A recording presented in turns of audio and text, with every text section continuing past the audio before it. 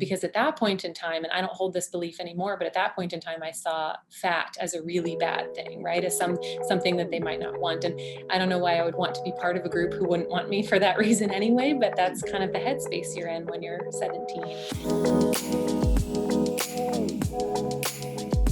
All right, Betties, I am so excited to welcome Molly Galbraith to the show. And we are talking this week about her brand new book, which I hope is actually going to be a movement, called Strong Women Lift Each Other Up. Molly, welcome to the show. Thank you so much for having me, Dr. Stephanie. It is an honor to be here.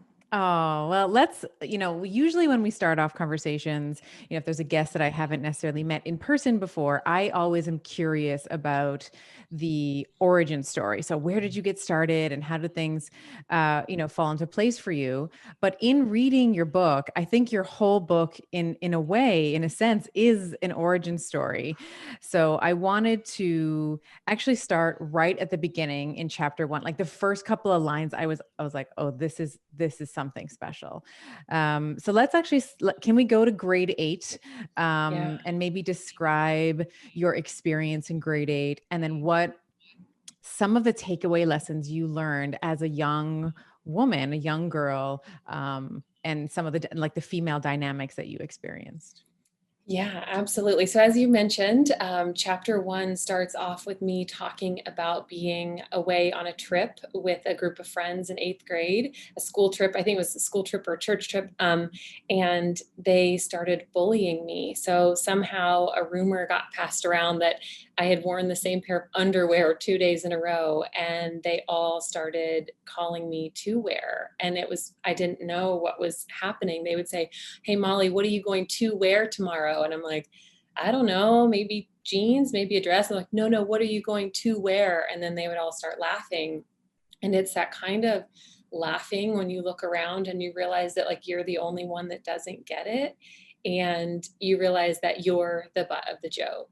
And these girls were supposed to be my friends. And it was just like, even now, makes me tear up thinking about it, because it was so painful. It's like, why are they doing this to me? They're supposed to be my friends. And so the next day I woke up and I was, bracing for the same bullying. And actually something really interesting happened. Another girl in our group became the target.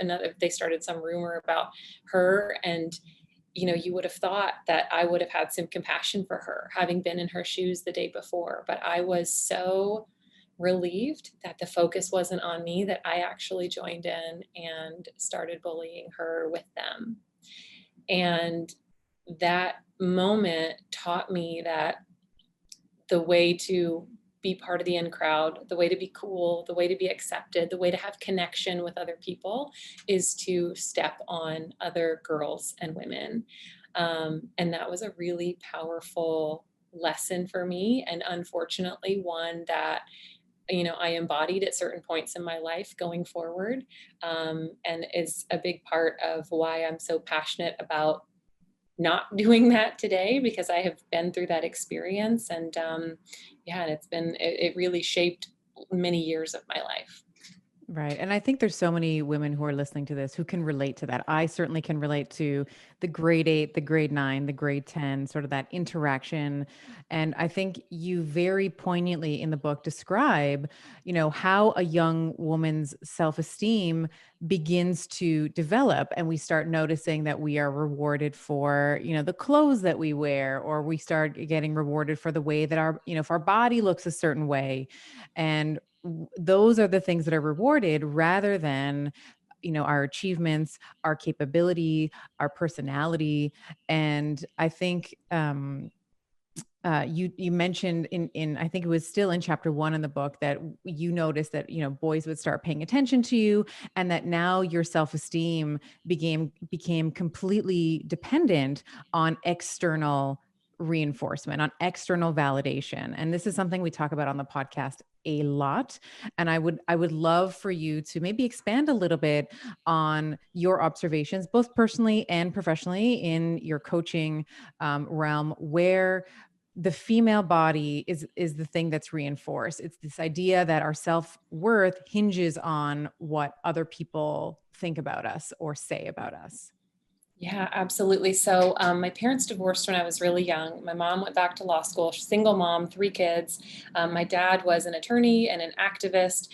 He was actually an activist for industrial hemp and medical marijuana in the late 70s in Kentucky, which, believe it or not, was not super popular at that point in time. So then when I was in school, I had this father who was this activist for hemp and marijuana at the height of what was going on in the US was the war on drugs and DARE.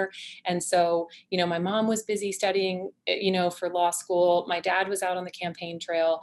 I switched schools at one point. I skipped a grade. I was kind of the weird smart kid. So I was craving connection. I was craving acceptance. I was craving, people to pay attention to me and to think that I was special and to think that I was worth being friends with, right? Because I didn't always have that, at home or in, other places. And so that was always really important to me. And so kind of go into, elementary school, struggle with that a bit, middle school, struggle with that a little bit.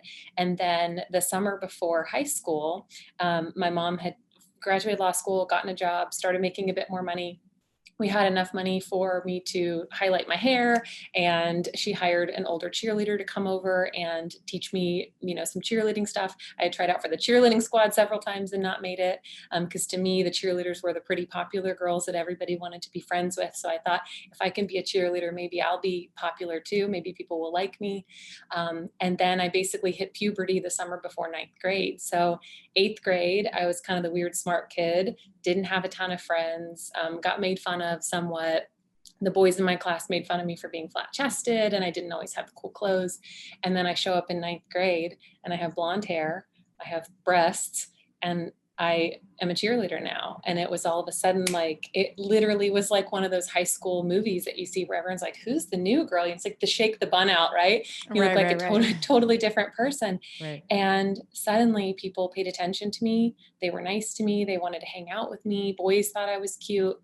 And so in my little 13-year-old brain, I was essentially taught that the way that I looked was more important than who I was, because I wasn't a totally different person than I had been 3 months before, but suddenly everyone wanted to be my friend. And so I was like, oh, so this is how it works. Okay. So, blonde hair, big boobs, cheerleader, like, cute clothes.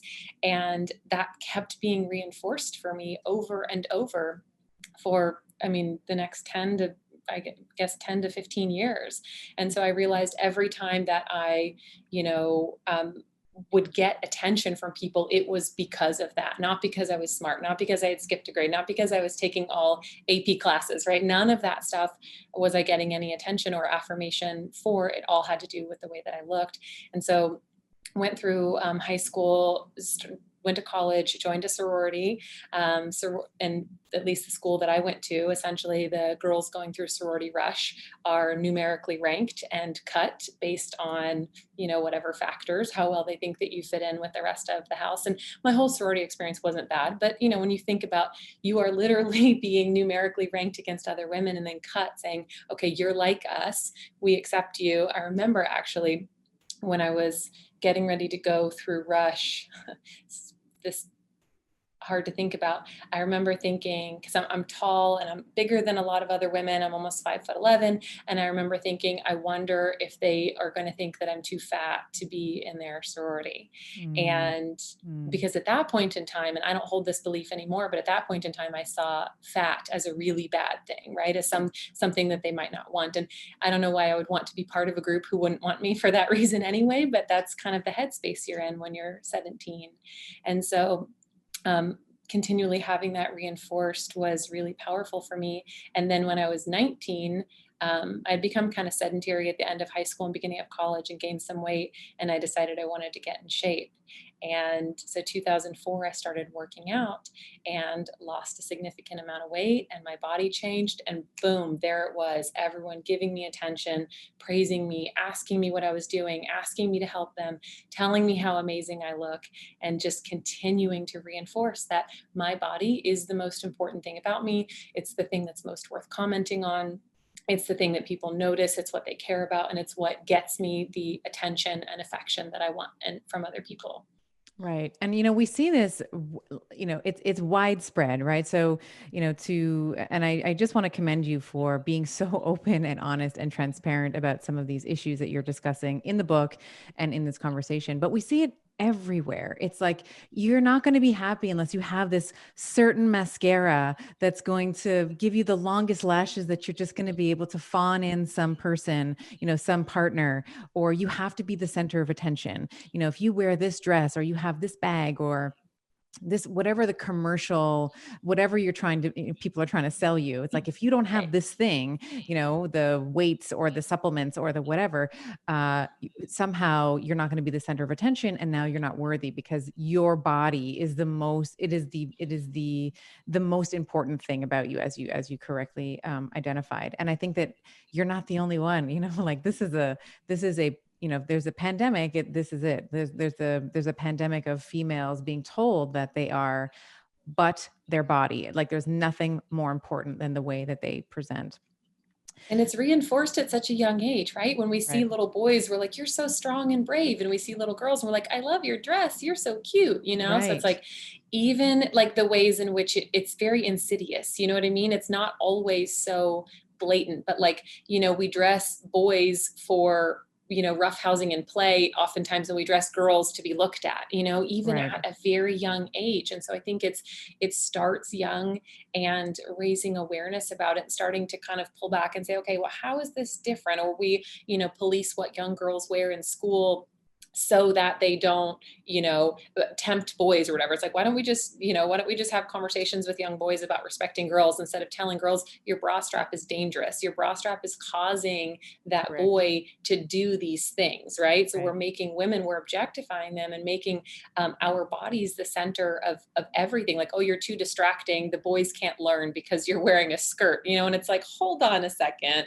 Again, why don't we have conversations with boys about like, hey, it's not appropriate for you to stare at her in class. You need to be able to pay attention. Correct. And in the extreme of that, this is why so many victims of rape never want to come forward, because of the scrutiny that they're often put under from the, I guess it would be the prosecutor. I don't know, that, like, the person who is defending, or maybe the defending lawyer, whatever. They're like, well, how are you behaving?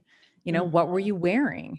And you see memes on social media now where you have a girl who's like, dressed up, the button is all the way up to the neck, and then it's the same girl and she's in a bikini, and like she has a little sign and it's like, not asking for it, right? With like the Mhm. business suit on. And then in the bikini, it's like, still not asking for it. Like, you Mhm. should be able to wear whatever the F you want. And that really shouldn't be a conduit for other people's behavior. So I just wanted to make sure that I said that. Let's move into the second chapter. You talk about building a foundation, or foundations for lifting each other up, is the title of the second chapter. And I love that you started here. I love that you started here, because I think so often we think about, okay, how do we want to help other? Like, if we want to really reclaim this sisterhood, if we really want to stop this comparison and we want to stop competing with each other, where you start, I think, is brilliant, which is with yourself. I don't like to use the airplane quote, but it's almost like you gotta put the mask on yourself before you can help other people. And I think that is a saying or an example of something that holds true here. So let's talk about the first principle, which is you believe that you are worthy of your own care. Can we start there? What are your thoughts on that? Yeah, absolutely. So I think that is so important, because so many of us are in roles of caregiving, right? We're mothers, we're sisters, we're aunts, we're daughters, we're caretakers, we're teachers. We are so socialized to feel as though our role is to care for other people. And so often our own self care gets put on the back burner. And if we are told to care for ourselves, it's so that we can care for others, right? So it's like you hear someone say, "Oh yeah, I go to like wine with my girlfriends once a week because it really just relaxes me and makes me a better mom and stuff." And it's like, why can't you just go have wine with your friends, because you deserve it and you're worthy of connection and you're an adult who gets to enjoy yourself and spend time doing things that you care about outside of your role caring for other people. And so it's not that that's wrong, right? Because I do think that self-care does help us show up as our best selves in our other relationships. But the issue is when we only think we're worthy of it because of our relationship to other people. Instead of just saying like, no, I get to do this. I deserve this. I'm a human being who's worthy of my own care. And, you know, I am not a mom myself. A lot of my mom friends fall into feeling as though, you know, well, if I miss my daughter's, you know, recital because I'm doing this thing, then she's going to feel like I don't care about her or whatever. It's like, no, you are role modeling for her what it means to be a whole, vibrant woman with a life outside of just being her mom. I think that's been a really powerful shift for them, is to say, okay, you know, I'm doing everything I can for her, but would I want my life for her, right? Would I want her to sacrifice everything for her children to the point where she, you know, isn't living out her own best life and her own dreams? I think it's a Glennon Doyle quote. It says something like the biggest burden for a children to bear is the unlived dreams of their mothers. Which I'm like, oof, like that is huge, right? I'm so glad that my mom did what she wanted to do after my parents got divorced and went back to law school. And yes, it was hard. But it also prepared me to learn the lessons that I needed to learn to be the person that I am today. And it showed me what it looks like to be a strong woman and stand up for yourself and say, hey, I'm going to be able to support myself and my family. And, you know, she went on to be an incredibly successful, a kick-ass attorney. They call her the pit bull in pink. She's amazing. But she role modeled for me what that looked like. Right. And so, yeah, I think it's so important for women to recognize that they're whole beings outside of their relationships to other people, and that their worth is inherent, not based in their relationship to others. And I think it's worth emphasizing here, just reinforcing what you're saying, that your desires are worth pursuing, right? It just for, and yes, you're going to have the other benefits, like the wine with your girlfriends is going to make you more centered, more calm, you'll feel more connected, and that will bleed into other areas of your life. And that might be parenting, that might be your partner, that might be at work, whatever. But it's so often, it's worth mentioning because it's a pattern that I've seen enough times, that when a woman doesn't pursue her dreams, she conflates the word selfless with selfish. Like, oh, if I put myself before, like you said, if I miss my daughter's recital, she's going to grow up thinking that her mother didn't care about her.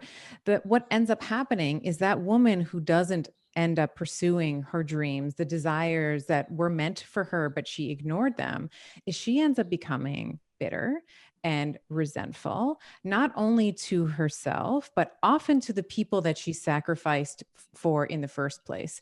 So, one of the best things that you can do if you are, wanting to be a better mother or a better friend or a better daughter, is to put yourself first. And this is where the word selfish often has this sort of negative, like narcissistic undertone to it. But being selfish is just putting yourself first, and being selfless is actually the worst thing that you can do, because you end up depleting your own resources. You end up completely running yourself into the ground, physically, mentally, emotionally, spiritually, and you have nowhere to go. You're not fulfilled in any of the verticals that are important to you in your life. So you literally become less of yourself. That's when right. you're selfless, you literally become less of yourself. Yes, yes. It's so important. And I think that this is, as females, we are often told to do more with less. It's like, here's the budget that we have to shop for the house for the groceries. Here's here's the caloric restricted diet. Like, we have to do more with less calories, right? So there's always this like theme of doing less with, or doing more with less, which, we can have a separate conversation around why that's inherently sexist. But I think that it's important for a woman to put herself first. It's important. Yes. Yeah.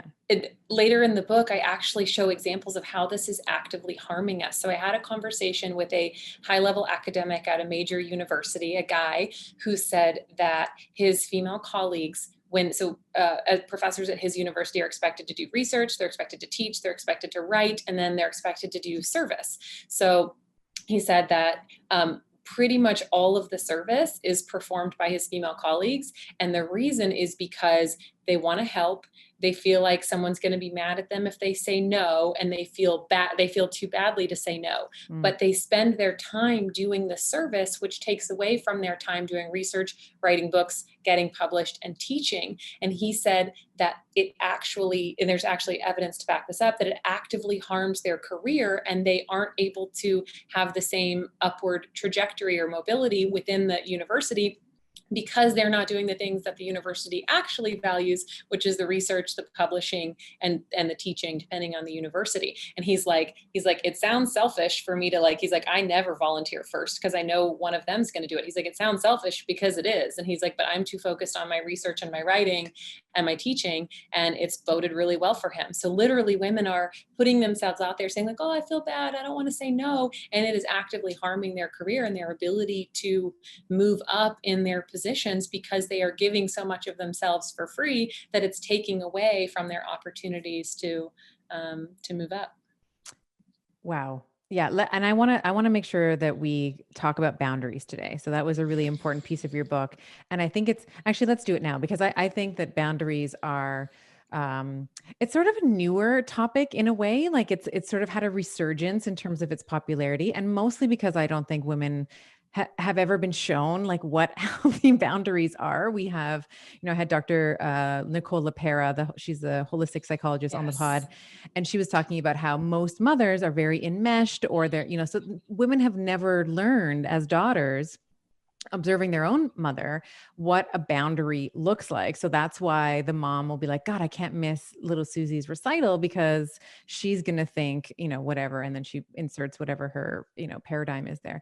So let's actually talk about boundaries. What are some ways, or what are some of the different categories of boundaries in different verticals in a woman's life? And then maybe you can give some examples of how we can create boundaries, communicate them, and then enforce them.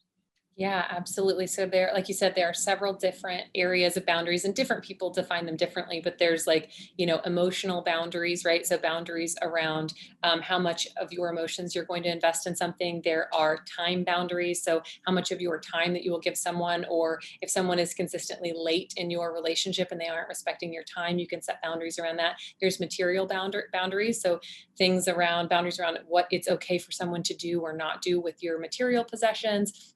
There are physical boundaries. So, the time, physical and sexual. So in terms of physical, is it okay for someone to touch you or not touch you? Sexual boundaries, obviously going a little bit, deeper into that. So what's okay sexually and what's not okay with people that you're engaged in a sexual relationship with. So essentially boundaries are just what are okay and not okay in your relationship with someone else. And so, like you said, women have so little experience, or so few role models in setting boundaries, that they don't understand that they can actually tell someone like, hey, it's not okay for you to do this. And if you do, here's what's going to happen. So that's essentially how boundaries work. You can tell someone what it's okay for them to do and not do, and let them know that if they don't respect that boundary, then this is what's going to happen. So for example, someone wants to borrow something of yours, borrow your purse or borrow your car. You can say, hey, yeah, it's okay for you to do that, but it needs to be back in my possession by this time, and it needs to be exactly as it was when I lent it to you. Or, hey, it's actually not okay for you to do that. And if you do it, we're going to have a problem in our relationship. Like, you're not going to ever be able to borrow anything of mine again. Money is a really big one for a lot of people. Hey, I'll loan you this, but you need to pay me back by this date at this interest rate maybe, or I'm never loaning you money again. Sexual boundaries. Hey, it's okay for us to do this in our sexual relationship, but I'm not comfortable with that. And if you do that, then this sexual encounter is going to be over. And so it's essentially just telling people what you are comfortable with in your relationship with them and what you're not, and making it radically clear what will happen if they don't respect that boundary, and then actually doing that thing so that they know that you're serious about the boundary. Right. And a lot of women in my community will either privately or publicly talk about they go home for the holidays, and maybe this past holiday was a little different, but they'll go home for the holidays and someone might comment about their weight, or they might comment about, their diet, like the new diet that they're trying or whatever. So a really clear example, just to kind of piggyback on what you're saying, is like, I'm not comfortable talking about my weight in front of the family. And if you continue to talk to me about my body and how it looks in front, I will not be coming back next time, or I'm going to get up and I'm going to leave the room, whatever it is. So you are talking about the clear boundary, as you said, and the consequence. So it's like, this is what I'm okay with. If that line is crossed, this is the consequence. And you have to hold it. You have to be like, well, first pass, like there's no freebies. Like they don't get any first passes, because this is aligned with your values. It's aligned with your core values in terms of who you are as a person, and you are worth, kind of back to what we were saying, you are worth defending. You are worthy of time, you're worthy of respect. um and I think that there's just it just has to be a muscle that's flexed over time, in the same way that if you want to grow, your deltoid, you have to do shoulder lifts and you have to do whatever, it's the same kind of concept here, is that we have to slowly begin to have like to grow this muscle. And the less you use it, of course, it's like use it or lose it, right? There'll be atrophy and you won't necessarily know how to, how to navigate it as smoothly or as easily. Correct? Yeah, that's exactly right. And, the thing about boundaries is they actually make your relationships with people better, or at least they make your relationships with the kind of people that you want to be friends with better. So I Right. think people think like, oh, this person's going to be mad at me. It's like, well, you are not responsible for their reaction to your boundary. You are only responsible for what you do. And so if a person repeatedly cannot respect your boundaries, then they are probably not someone that you want to stay in close relationship with. And I know that is so much easier said than done, especially when it comes to family stuff. But my older sister is very, very good about making sure that my niece is not around negative conversation around women's and girls' bodies and weight and fat and things like that.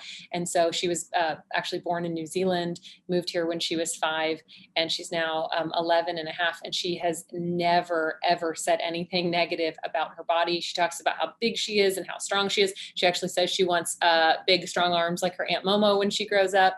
And she has such a positive body image that my sister has repeatedly told our family, like, you are not to talk about the diet you're on. You're not to talk about your body disparagingly. You're not to talk about anyone else's body disparagingly. And our family's done a really good job of respecting that, because they know if they don't, they're not going to get to see my niece. And similarly, when she was born in New Zealand and would come over to the States for a visit, even when my niece was 2, they would say, if she doesn't know you, if she doesn't want to hug you, you are not to hug her. Like, you're not to touch her if she says that she's not okay with being touched. And that's another really big one for parents and kids to say, oh, give your Aunt Susu a hug or whatever. And it's like, you're literally telling her, you don't want to hug this grown up, but what this grown up wants to do to your body, which is a simple hug, is more important than how you feel about what they want to do to your body, which is a very, very damaging lesson for young children to get. Agreed. Wow. And I think that there's something to be said about how happy or everyone in that relationship is going to be, because everyone's expectations are being met, right? There's no opportunity for resentment. There's no opportunity for, just ruminating and going like, I can't believe they said this. And what am I, because you've clearly labeled everything. This is okay. And this is not okay. And we can play here in this sandbox, but just not in this one. Yeah. And you give them an opportunity to decide if that's what they want for themselves as well. It's Right. not a one-sided thing. It's like, hey, you get to decide if me having these boundaries, if you still want a relationship with me, if this is going to work for you. And if not, it's like, we both get to, maybe make a hard decision, but an important decision that what we're okay with does not overlap. And so there's probably not a place for a healthy relationship between the two of us. Right. So let's imagine now we have a woman, she's reading your book. She's like, okay, I am going to pursue my desires. I'm going to start flexing my boundary muscle. Um, you talk about this idea of embracing the simple and embracing the small. And I think that it's so wonderful because so many of us, I mean, we're so used to instant gratification, right? We're like, Amazon Prime is going to be here by 9 p.m. tonight. My Uber Eats is going to be, I'm going to get my food and like, I'm going to order takeout. It'll be delivered to my door in 30 minutes. Why can't I do this with my body? Why can't my desires be Amazon Prime? So can you can you maybe expand a little bit on why it doesn't necessarily have to be hard? And maybe we can talk about this in a health context. Like if someone's interested in fat loss, which I know is a really big topic for many men and women, particularly I see this a lot. I tend to work more with women, so this is something I see with much higher frequency with women, and that just might be my own bias because of the population that I work with. But I think that people expect it to be hard, and it's like, I need to suffer. I need to like calorically restrict. I need to do 5 hours of cardio a day and 2 lifts. And I think sometimes it's just, are you tired? Do you need water right now? Should you just chew your food fully? And some people are like, this is garbage. Like, I hate this. I can't stand this. Like, can you please give me the hard stuff? Can we skip this Yeah. part and get to the hard stuff? Can you talk about why the simple and the small is probably the most gargantuan thing that you can do when you're trying to make a change? Yes, absolutely. So I've been in health and fitness for 17 years, co-founded Girls Gone Strong, which is the world's largest education platform, providing evidence-based interdisciplinary information and education to women and professionals who work with them. So I have been in fitness for 17 years. I've seen people try to change their lives with the big giant overhauls in every area of their life, whether it's their finances or their health and fitness or their relationships, or they start going to therapy or whatever the thing is. I've seen people try to make a change, and when people get to the point where they try to make a change, they're feeling a lot of emotion and motivation, right? So they Right. think that they want to get to that place that they're going to be very quickly. Like we're wired for that quick fix. We're wired for that hit of like, okay, well, if I'm going to change this thing, I need the payoff to happen right away, I right? need the Especially dopamine. Give me the dopamine. Exactly, Yeah. exactly. Especially because they think they have to do this really big thing, right? So they think, well, if Right. I'm going to sacrifice all of this, I need to see these results right away. And they're relying so often on the emotion or the motivation to make the changes, right? Instead of saying, okay, motivation is an emotion, it's fleeting, right? It's not going to be here all the time. And so they discount the idea of making small changes to their habits and to their behaviors and how those are going to add up over time, because that's not sexy. That's not boring. When you're motivated, you don't want to drink an extra glass of water. That feels very like, well, I haven't done anything, right? Like that's not exciting. So we're feeling this heightened sense of emotion and motivation. And so we want something that we think is going to give us a big payoff really quickly. But I will tell you, 17 years in, that shit doesn't work. It does. If it did, we wouldn't have so many people struggling to change the areas of their life they want to change, whether it's health or finances or relationships or whatever. They would have gotten the results in the 14 days, and they wouldn't have to still be searching for a solution, right? And so we're so wired to try to get these results really quickly that it can feel very anticlimactic to do the small and simple thing. And yet that is what is going to get us results over the long haul. So 17 years ago, I decided I wanted to get in shape. I was eating fast food probably 3 times a day. I didn't eat anything that wasn't beige until I was 19. It was all macaroni and cheese and mashed potatoes and chicken flavored rice and ramen noodles. And what got me there, what got me to where I am 17 years later, is adopting small, simple habits that are sustainable. Like I still eat tacos, I still eat pizza, I still eat ice cream, but almost every day, or at least every week for the last 17 years, I've eaten adequate protein. I've, prioritized vegetables. I've gotten enough water. I've, walked and moved my body. I've, gone to the gym on a regular basis. And so it has only been through those small sustainable changes and habit changes that I made that I've actually gotten off the diet and exercise roller coaster, right? So the first, I guess I've been in fitness 17 years, the first 9 years, I actually was constantly on and off diets, competing in figure competitions, struggling with restricting and binging. And I was like, I just want to find the thing that's going to last. And the thing that lasted was none of that. It was okay, I'm just going to make sure that I prioritize protein and vegetables at every meal. I'm going to eat when I'm hungry. I'm going to stop when I'm close to satisfied. And it has only been those small little steps over time. They've added up to massive results after 17 years. But the other stuff that I tried to do just didn't work. That's not, when someone says, I'm going to go on a diet, they think they're changing one thing, right? They're not changing one thing. They're changing what they buy at the grocery store, what grocery store they go to, how often they cook, how many more dishes they have to do, what they're cooking for their family, what they're making for themselves, whether they go out for lunch or come in for lunch. They're changing thousands of decisions that they have to make every single day. No wonder they're exhausted, Right. right? Right. It's so much. I think, oh, I'm just going to change my diet. It's just one thing, but it's actually changing 1,000 small habits, behaviors, thoughts, decisions that you have to make in a day. But if you say, okay, I'm going to, drink a glass of water first thing when I wake up every single morning, if that's a limiting factor for you, if that's a big rock for you that you're really dehydrated, do that every day for a week or 2 weeks or 3 weeks until you're like, okay, this is easy. I just get up and I set it right by my toothbrush and I drink the water and now I don't even have to think about it, right? Then you can add another one. So lifting women up is the same.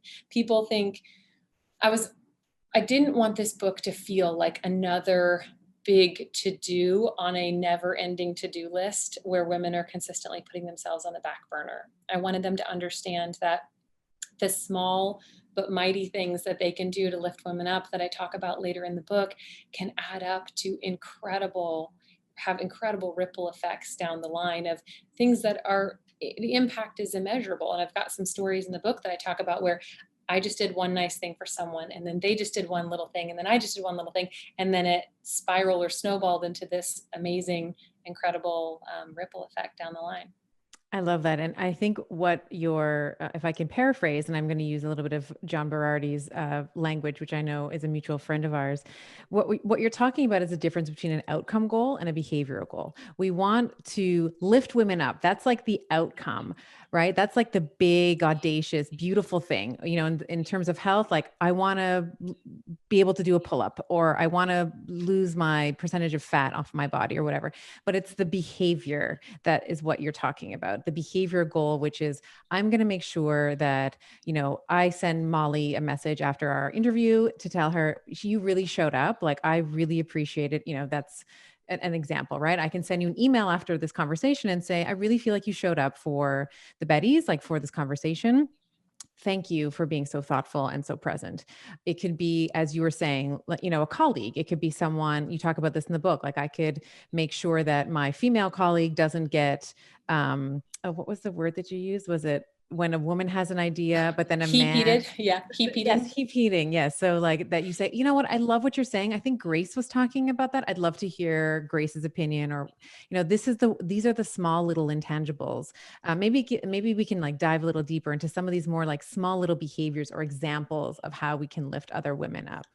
Yeah, absolutely. So as you mentioned, the first half of the book is getting your stuff right for yourself, because it is hard to become a woman it is hard to lift women up if you haven't yet become a strong woman who wants to lift other women up, right? It is hard to want to engage in those behaviors on a regular basis, to joyfully and genuinely celebrate other women, to stop comparing your life and your body to them. Like those are the first steps, right? Feeling more comfortable with yourself, overcoming the jealousy and comparison, overcoming self-doubt, learning how to set boundaries, believing in other women's abilities.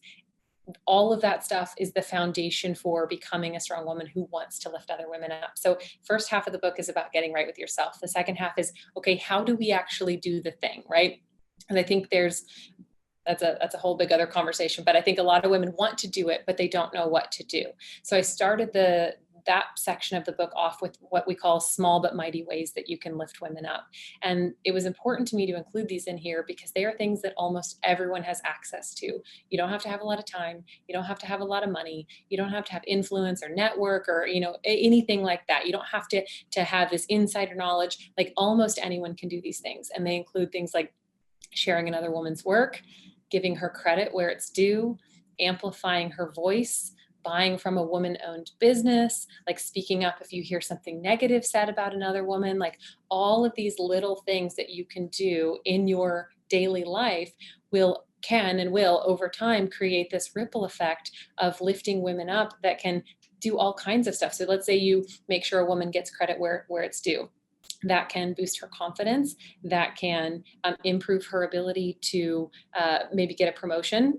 She can be seen more positively in her boss's eyes if it's really clear that it's like, no, this was her idea. This was Stephanie's idea. And I think it's important that you know where this solution came from. Online, right? People like to share memes and quotes from people. Oh, there was a very actually fascinating example. There's a woman named Sonia Renee Taylor, and she talked about the pandemic, and she said, like, let's not get back to normal. Normal never was. Like, normal was, I'm going to butcher it, but like normal was hustling and, racism and, classism and capitalism and all this kind of stuff. Like, let's not get back to normal after the pandemic. Let's do something better. And the quote got attributed to Brene Brown. And so Brene woke up and saw all these people like, that's Sonia Renee Taylor's quote. And she's like, I didn't, that I didn't give myself credit for this or whatever, but people stepped in and said, hey, that's not Brene, that's Sonia. And Sonia ended up being able to connect with Brene and go on Brene's podcast and share her work with so many other people because the online community was willing to say, hey, let's make sure she gets credit. These are her thoughts. These are her ideas.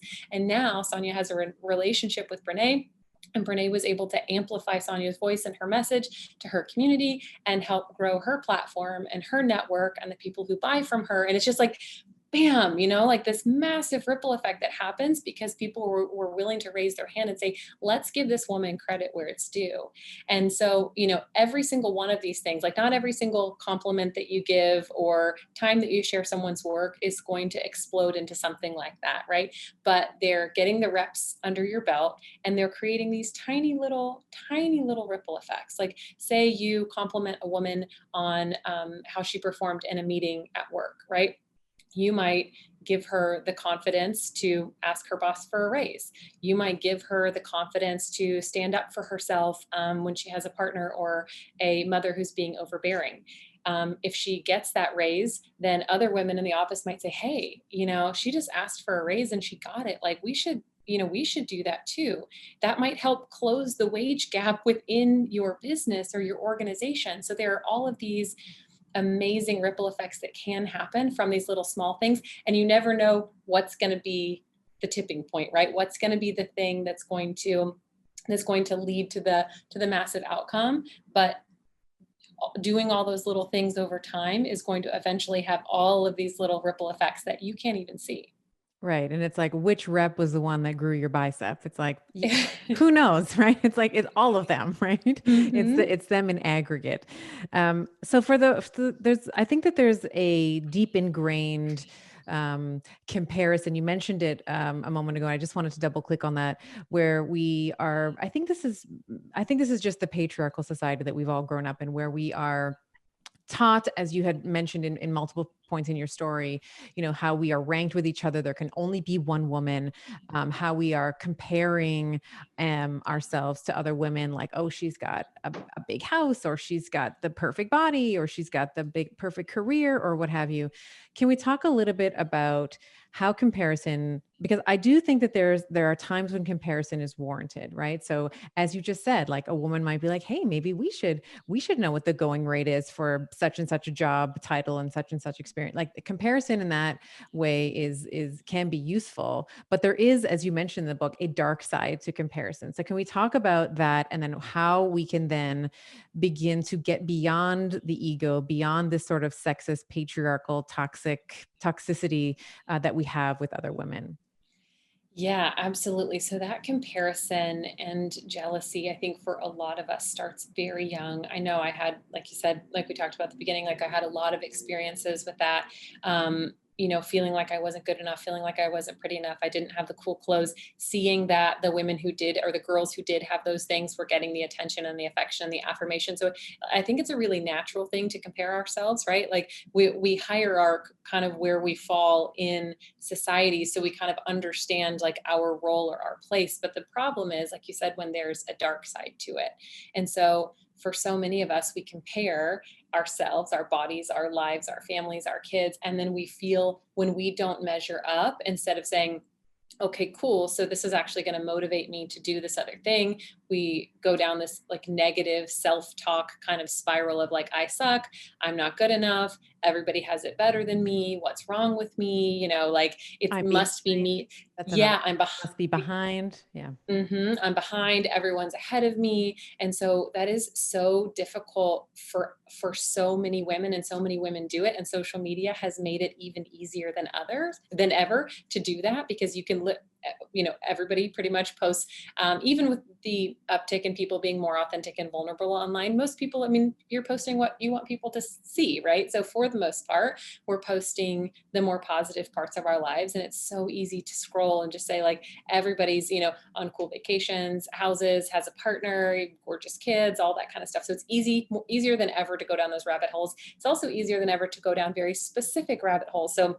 let me look at my partner's ex-girlfriend or whatever, right? Like we can Right. like we Right. can like really go deep down that kind of stuff in a way that we have never been able to before. So it's never been easier to spend that time comparing ourselves to other people. Like you said, I don't think comparison is always a bad thing. I think there are times, like you said, it can be a really good thing when you're looking at how much does this person make, like maybe I can do that. So that's why in the book I teach women how to get aligned with what their values are, so that when they find themselves comparing themselves to someone else, they have an opportunity to step back and say, okay, I can feel myself comparing myself to this person. Is this really true? Okay, so is it true that she makes more money than I do? Yes. Okay. Is it true that I want what she has to make the kind of money that she's making? Is it true that I want to work as much as her? Is it true that I went to school for as long as her? Is it true that I want to spend the amount of time that she spends working every week in order to do the thing? And it's like, if the answer is no, then it's like, okay, I don't actually want the thing that she has. What do I want for myself? Or if the answer is I do want the thing that she has, it's like, okay, cool. So what can I do about it? Can I work a little bit more? Can I, set up a side hustle? Can I ask my boss for a raise? Can I tell them that I'd be willing to, take on this extra work in order to make more money? So when Can I you reach out to her and ask her how she did it? Like, can we collaborate? And yeah. Yeah, absolutely. Yeah. Can Yeah. she mentor me? Can she share Yeah. her insider knowledge of how she got the thing? So it's Mhm. not the comparison that is necessarily negative. It's what happens after we compare ourselves to someone else, right? Does it spiral into negative self-talk? Does it make us resent her and want to gossip and judge and criticize her because we're feeling less than, and it helps us elevate ourselves to do that to her? So it's less about the comparison and more about overcoming the comparison trap that really holds us down, makes us resentful, makes us less likely to collaborate with other women. Because here's the thing, this is a lesson that we're taught when we're really young, but then as we get older and we look around, we see fewer women in boardrooms and in government and in academia and in places of worship and in all the important spaces and places where big decisions are made. And so when we look around and we see that out of 10 people on a panel, there's one woman or two women, we start to think there's only room for one or two women in that space and in that place.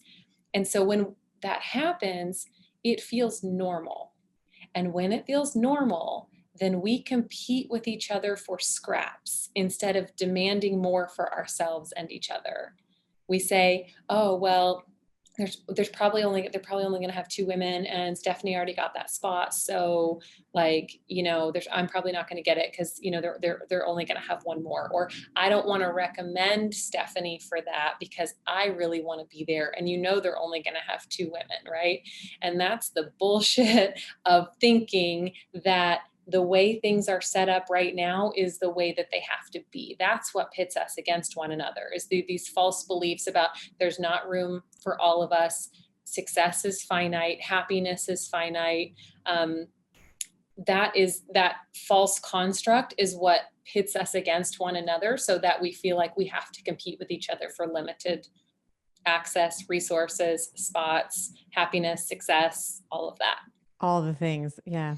So how do we neutralize those thoughts? Like I don't know if this was the exact part in the book, but in the book you talk about how you take a negative thought and how you move it along, I'll call it like almost like a broken telephone, or like almost along a chain, where you're like, okay, let me take this super negative thought and just make it like a little less negative. And then let me Yeah, take that thought and move it into neutrality. Can you maybe explain, and maybe with an example, if someone yeah. is listening to this saying, okay, like I want to really shake off this scarcity mindset and become awake to how these things present, and I want to have abundance, and if I see, if I see Molly's arms and I'm like, damn, I got some I got some work to do. What might be an example that you might give us that you've seen in your coaching or your own personal life, where we can move that extreme negative into something that is positive and abundant? Yeah, absolutely. So the first step is always going to be noticing and naming. So we can't change something unless we have awareness about it. And then there are a couple different techniques that I'd like to use that are that are different depending on the situation, and different people are going to like different techniques. But the first is you can ask yourself, what is the opposite of this thought? The second is that you can say, what's the most generous assumption I can make of myself or someone else in this situation? And the third is, how can I align this thought just slightly to align with my values a little bit more? So, an example that I give in the book is, I have cellulite all over my lower body, right? 90% of women have cellulite on their legs. Even when I competed in figure competitions, I had cellulite. I had lost my period. I had shredded abs and I had cellulite on the backs of my legs. And I used to feel a lot of shame around that. And I used to say, I don't want to wear shorts. I don't want to wear light colored yoga pants. People are going to see my cellulite, right? People are going to see I have this thing that 90% of people have. It's like, it's so ridiculous People to are going to think see I have about. 2 arms. They're going to see that I have 2 arms just like everyone else. I know. Yeah. So yeah, so I was so worried and ashamed of it. And so, I would think to myself, like, oh, my legs look so gross. I can't wear shorts because I have the cellulite, right? Right. So for me, I was able to shift that perspective on that slightly. So I shifted it from really negative to, ugh, I've got cellulite all over my legs. It's so gross. I can't wear shorts. I was able to shift that to, I have cellulite on my legs and it makes me uncomfortable, and I'm struggling with it, but it is kind of what it is. So I was able to take it from really negative to slightly negative. Then over time, as I got more comfortable with that thought, like, I don't like this, I feel uncomfortable with it, but I was able to soften the, like, berating myself and telling myself I'm disgusting because of it, right? And so I brought it to slightly negative, and then I moved from slightly negative to neutral. Like, I have cellulite on my legs. 90% of women have cellulite. My mom has cellulite. My grandmother has cellulite. My sister has cellulite. It is the way that my body looks. And for me, I haven't been able to, or haven't really tried, because it's so neutral now. It doesn't really matter to me. I haven't tried to be like, I love my cellulite. My friend calls her cellulite her fancy fat. She's like, I've got fancy fat all over my legs. I love it. It's like my legs are, like they're like, have lace on them. Right. I haven't gone all the way there, but it's just, I have cellulite on my legs, is what it is. Like, doesn't have anything to do with who I am as a person, how good of a coach I am, what I'm going to wear, how good I feel in my body. And so for me, I was able to slightly move that from really negative over to neutral, to where it's not even a factor in my life anymore, and I don't think about it. It doesn't affect how I show up. So like you said, I give examples in the book of, that's one way to shift things along a spectrum. Another way is to think about the opposite of that thought and ask if that could be true. And then another is, what is the most generous assumption I can make of myself or someone else in this situation? That's great. That's so great. That's so useful. And I think that this piggybacks really well onto, your own journey to self-acceptance and really honoring your body for all that it has done, all in all the ways that it has served you. And I wanted to bring up the picture that you posted. I believe it was the end of December, is like December 2015, early 2016. And I remember seeing it and I was like, damn, she's like, that's amazing. Like it was like this viral picture. Explain to people, and I think this is such a powerful example of, from a woman who, in grade 8 was being bullied for some, asinine reason, right? Through to, the figure competing and the binging and the, all the, and I'm also a figure competitor as well. So I know what it's like. Peak week is like, you're just like, I hate this. This is the worst. And then you're standing up in bikinis on stage being judged.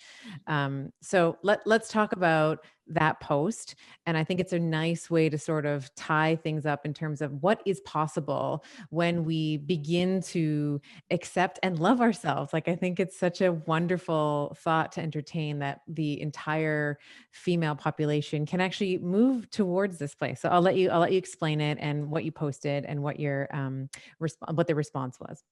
Yeah, so it was January 1st, 2016, Right. and I was almost 12 years into my health and fitness journey. And in December, my partner Casey and I were in Costa Rica and with Jonathan Goodman and Allison, so another John. mutual friend. Yes. So I was walking on the beach and I was asked Casey to take a picture of me. And so he took a couple pictures of me or whatever, and I didn't really think much about them. And then January 1st rolls around and I'm like, oh, I haven't used that picture yet. I should post that picture. Started to kind of typing some stuff up about it. And I was like, why is, I don't want to just post a picture of myself in a bathing suit, right? Like what is meaningful about this? Why would anyone care about this picture? And I was like, oh man, it's January 1st. This is the first time, and as long as I can remember, that I have not made a resolution to change the way that my body looks. And so I wrote the post and posted it, and I shared, like, this is my body. This is not a before picture. This is not an after picture. This is just what my body looks like on a Tuesday in December.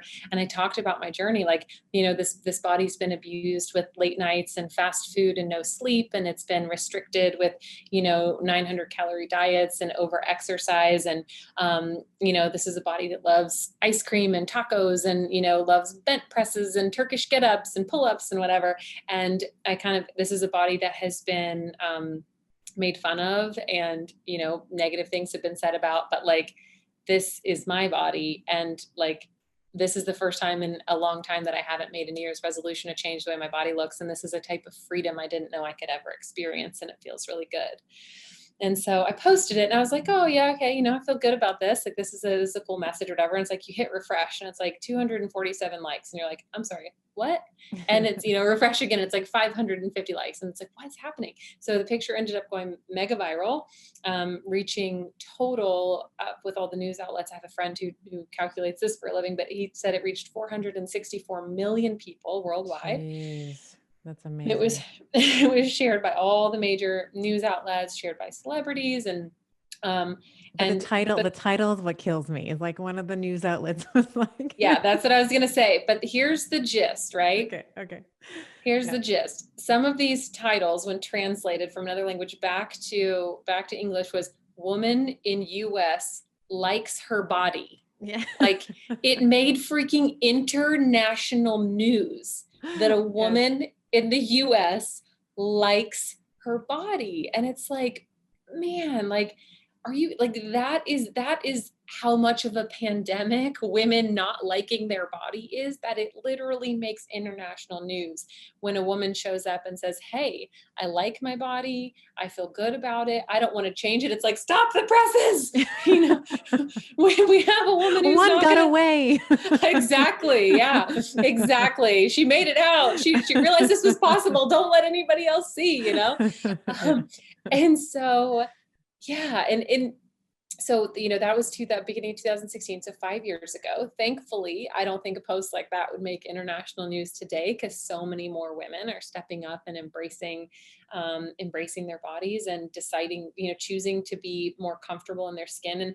And the conversation has evolved, right? There are a lot more pressing issues around women and bodies than a relatively fit young white woman saying she feels good in her body, right? We're starting to realize how so many other pandemics, like racism and ableism and classism and homophobia and transphobia and all these other things, are affecting how women view themselves and their bodies, how safe they feel in their body, whether or not they feel resilient and have ownership and agency and autonomy over their bodies. Like, we're starting to have those bigger discussions, which is really important.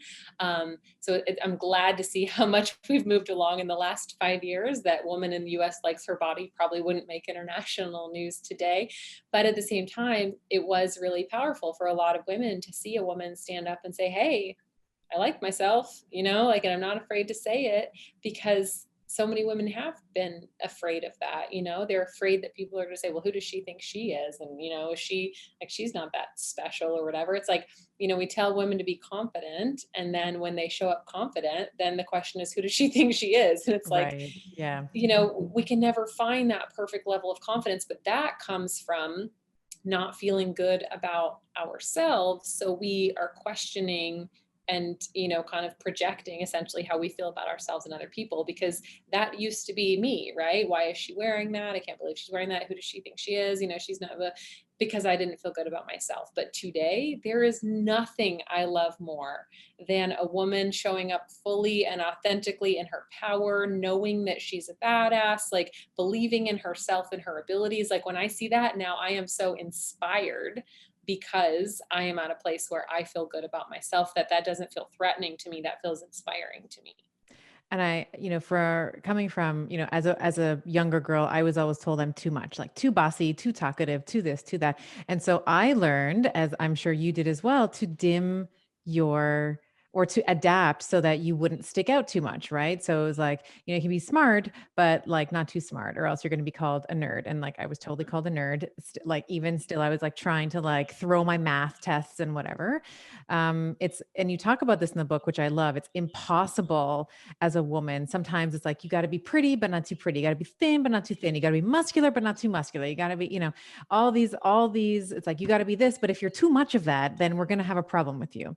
And I think when, all the strategies that you outlay in the book, where as a woman, the first step is actually getting good in your own skin, like feeling good and powerful and centered and rooted and attuned with yourself is the way that we start it's like the butterfly wings that started the tornado, right? It's like, that's the first step in the transformation. Yeah, and like who decides too, right? It's like, you're too much. Too much for who? Too much for you? Okay, like you're not Yeah. enough for me. So there we go. Like this isn't a good relationship. But Right. truly they were saying, "Hey, Stephanie, you need to change who you are to make us more comfortable," right? And Correct. Yeah. like that is such a problematic message that so many of us have gotten our entire lives. So yeah, and the interesting thing is, today, if someone told you that you were too much, I have a feeling you'd say that I'm not for that person and that person's not for me. That's right. That's right. But in some ways, there's an initiation, right? So I feel like, even though those were very painful times for me, I'm also very grateful for them because they taught me who I was. And at the time, I was a small, maybe a smaller version of myself, and I would try to adapt, and I was trying to fit in and try to find my own way. But it was in that process, it was in that darkness and that pain that I was like, actually, I am really talkative, and that's I have a podcast now, and that's perfectly like it's perfectly settled for, it's perfectly matched for who I am, and I have a lot that I want to say, specifically around women's health and female physiology. So, um, in our kind of closing remarks, I wanted to talk about the power of community, and I think last year we really I have always said my community is my immunity. I always feel connected, I feel grounded when I am with other women, and other humans, but particularly other women who unapologetically show up as themselves. How can we as women start to foster that sense of community, whether it's in an online space, which is a lot of ways now that's the only way that's permissible, some states and provinces, and worldwide there's lots of lockdowns still, at the time of this recording. So how can we begin to get better together? That was the title of one of your chapters. How can we get better together?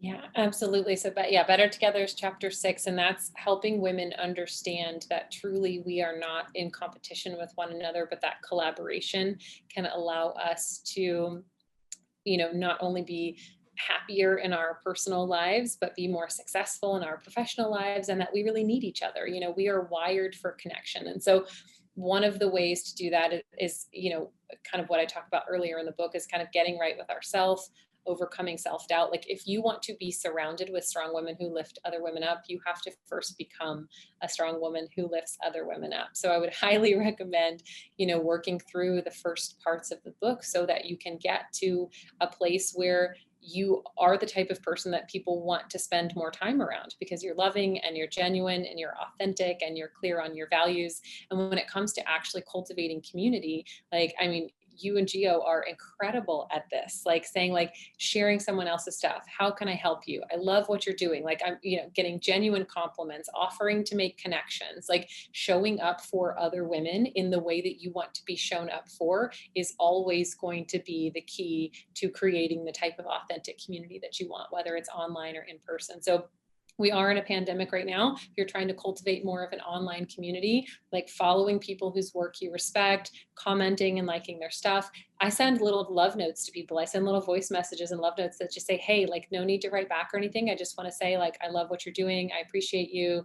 I love, how you show up here, or give specific examples of, like, I love this post that you made. You were so clear in, your values, or, hey, I really liked the way that you, gave credit to this other person here. I think that's so cool. So doing the things that you want other people to do for you, being the one who does them first and not expecting anything in return, just putting that energy out into the world, getting those reps out there, doing the things that lift other women up. And again, there's a ton of examples in the book, sharing their work, giving them credit, amplifying their voice, buying from them, supporting them, asking if you can introduce them to someone that someone who might be able to help them, like all of those little repetitions that you can put out there into the world and into the universe, you're going to get back tenfold over time when that's who you have, you become that strong woman who lifts other women up. Love that. And tell me a little bit, and tell our Bettys a little bit about Girl Gone Strong. Tell me about your organization and where people can find you if they want to interact more with you and your message. Yeah, absolutely. So I'm going to throw a bunch of words at you real quick. Like I said earlier, Girls Gone Strong is the world's largest platform providing evidence-based, interdisciplinary, women-specific health, fitness, nutrition, and pregnancy information. So what that means is the information we provide is research-backed. It's interdisciplinary, so it's from a number of professionals, so registered dietitians, PhDs, physiotherapists, strength coaches, all come together to provide the information. And we cover a wide variety of health, fitness, nutrition, and pre- and postnatal content. So we have over 1,000 free articles on our website. We have over a dozen free 5-day courses that we provide for women and professionals. And then we've got coaching that we do with women. And then the biggest focus of Girls Gone Strong are our certifications. So I know this is going to be shocking to people, to the Bettys who listen to this podcast, but there wasn't a lot of women-specific health and fitness information out there for professionals for a very long time. So when you would get a kinesiology degree, or you would get such and such general personal training certification, they'd have a paragraph about a woman's menstrual cycle, or not even a page about training a woman during and after pregnancy. We wrote a 500-page textbook on it, and we had to cut stuff out. Like, it's a page. And the thing is I get they can't include it all in there, but tell people that it's a thing that they need to dive more into and they need to learn more about. Don't just act like you covered it in a few bullet points. So we created the Girls Gone Strong Academy, and we have 2 certifications, one that covers women across their lifespan. It's our women's coaching specialist certification, and one that covers women specific to the pre- and postnatal period. So we talk about coaching, psychology, anatomy and physiology, nutrition, exercise, rest, recovery, all that kind of stuff in those 2 certs. And we talk about things that other people aren't talking about. We talk about women feeling guilt and shame in their bodies. We talk about how your clients might not be showing up for their sessions because they're doing more labor than their partner and their spouse. We talk about pelvic health. We talk about menopause. We talk about, digestive issues. We talk about disordered eating within a scope of practice of a trainer. Like, we talk about all the stuff that are genuinely affecting women's lives day in and day out, health and fitness professionals, haven't learned anywhere else. So that's kind of that's my day job, and running Girls Gone Strong with my partner Casey. And a couple of years ago, I gave a speech about strong women lift each other up at a conference in Melbourne, Australia, and the response was so overwhelming that the universe was like, "That's not a speech, that's a book." And I'm like, "But I don't have time to write a book." They're like, "You have to write the book." Mm-hmm. And it was one of those things. It was like itchy, like it was like I couldn't shake it. I was like, I don't have time to write a book. And it's like, oh, you're going to write this book, whether you like it or not. And I got to the point where I couldn't live with myself if I didn't, kind of thing. Like, it's the thing that I would want to be known for, remembered for. If something happened to me tomorrow and I wasn't here, it's like the idea I would want to leave behind. Because within the Girls Gone Strong community, we've found that, sorry, I got one last thing to say. I know we're trying to wrap it up, but I I've found I that, got all the time. So you take your whew, time. It's all yeah, good. Yeah. Don't worry about women, it. they want to create change. Mm. They want to create change in their own lives, and they want to create change in the world. I was hanging out with a friend of mine about 6 months ago, and she's a successful attorney, and her husband has a great job, and she has a son, and she really likes her life and her work. And but we were going for a walk, and she's like, I don't want to sound ungrateful. I love my job. I obviously love my son. I love my husband. I love our house. And she's like, I just feel like I was made for more than what I'm doing. I just feel like there has to be something bigger, a way that I can help. Like, so much is going on in the world. I want to create. So I want to help. She's like, maybe I can join the board of a foundation or something like that. And so I've just, having this massive Girls Gone Strong community, I'm privy to all of these critical conversations with women. And I think there are 3 reasons that they don't do the thing. They don't pursue the change that they want to make. And one is they don't know how, they don't know the thing to do. Number 2 is they think they're only one person and they can't make a difference, which is why talking about embracing the small and simple is so important. And number 3, they're afraid of being criticized, that they're going to do the wrong thing, they're going to say the wrong thing, people are going to make fun of them, someone's going to tell them they're doing it wrong, right? And so the goal of this book is to give them what to do, to help them see that small and simple things add up, and to help them understand that, yeah, people probably are going to, say something or criticize something, but you can handle it. What my dad used to say, it's not what they call you, it's what you answer to that counts. And that was so powerful for me, because it has allowed me to say, like, people can say, what they want to say, but like, I know who I am and what I'm here to do. And so helping women understand and giving them the actual steps that they can take to create that change is so important, because we are all needed. We need people protesting and marching and innovating and raising money and hosting podcasts and making beautiful art. I was watching something about the Vietnam War last night. One of the soldiers made art to convince these villagers to join, like, made songs and art to convince these villagers to join their kind of group or whatever, to be part of their kind of regime within it. Like, literally songs, he wrote songs that convinced people to leave their family and become soldiers in this thing. Like everything that we do is needed to create the kind of change that we want to create. So me saying, Dr. Stephanie, you're doing it wrong because you just host a podcast, is like, your podcast is crushing it, but not everybody can host a podcast, right? So we need other people doing other things. So the point of, or the purpose of the book, I was hoping, is to give people what to do, to show them that they matter and that they're powerful, to help them understand that when they're steadfast in their values, they'll feel good about the work that they do in the world, and to teach them how to create change in their own lives and the lives of other women.